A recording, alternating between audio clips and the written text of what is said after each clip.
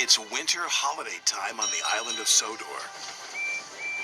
It's very cold, but the engines don't mind.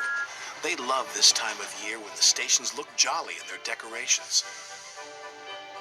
There was plenty of work with passengers and parcels to be delivered, no matter what the weather.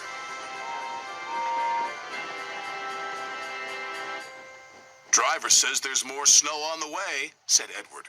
We'll soon be wearing our snow plows, said James. You'll enjoy that, won't you, Thomas? Teased Henry. You know I won't, said Thomas. I don't like my snow plow.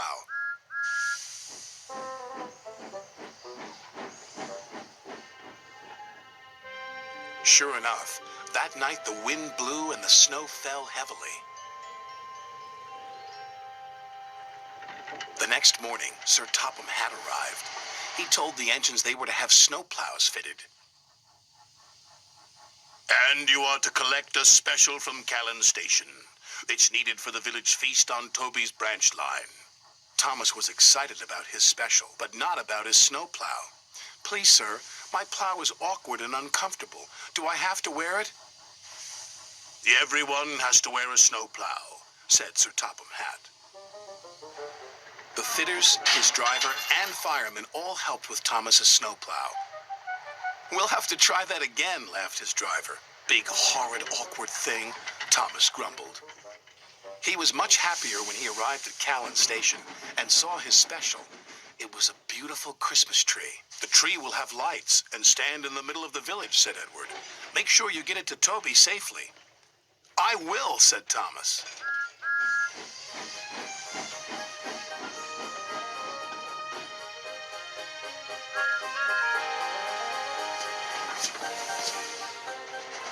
Thomas arrived at Maithwaite, and Toby was very happy to see him.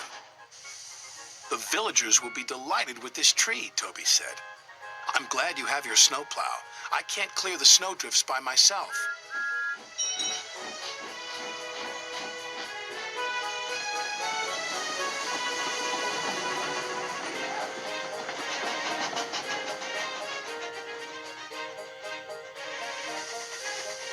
Thomas couldn't see.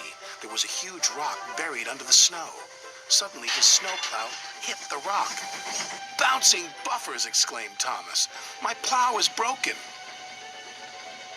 His driver tried to stop, but the broken plow hit the water tower. Cinders and ashes, exclaimed Thomas. We can't go any further, said Thomas's driver.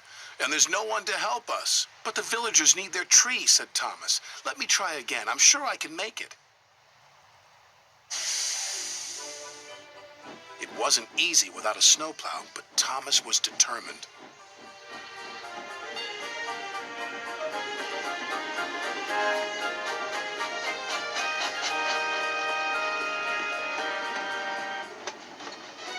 He pushed, and he pushed, and he pushed.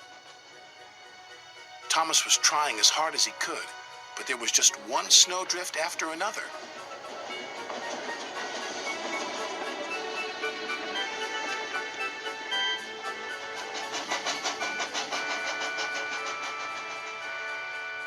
Finally, Thomas and Toby were pulling into the village station.